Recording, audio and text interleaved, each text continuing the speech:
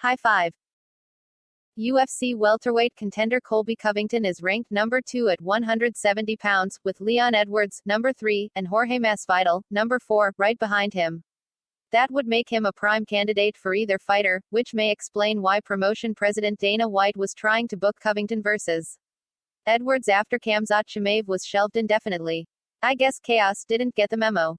I don't know what he's talking about, Covington told Submission Radio. That's just him talking. I'm not doing charity business no more.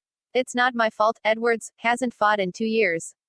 There's people from England fighting all the time in the pandemic, they're not scared to fight. So, I'm not doing charity for this guy who hasn't fought in 2 years.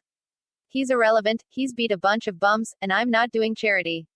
It was thought that Covington would instead fight Masvidal, based on their history, but Chaos claims his former bestie turned down the chance to coach the new season of The Ultimate Fighter Tough, which included a pay-per-view PPV headliner at some point in June. After I fought Woodley, Dana White, Hunter Campbell called me, they wanted to get the fight done in December or January, Covington said. I was on board, I agreed, I put the pen to paper. But Jorge Masvidal was nowhere to be found. He was hiding. And then after he turned down January, they were like, okay, well let's do The Ultimate Fighter. You know, we can start taping in May, you guys fight as the pay-per-view main event at the end of it in June.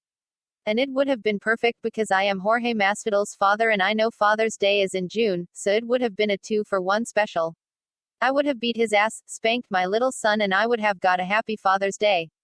With Edwards and Masvidal off the table, Covington, 16-2, is hoping to land a rematch against current champion Kamaru Usman. Chaos was stopped by the Nigerian Nightmare when they first went to war back at UFC 245 in late 2019.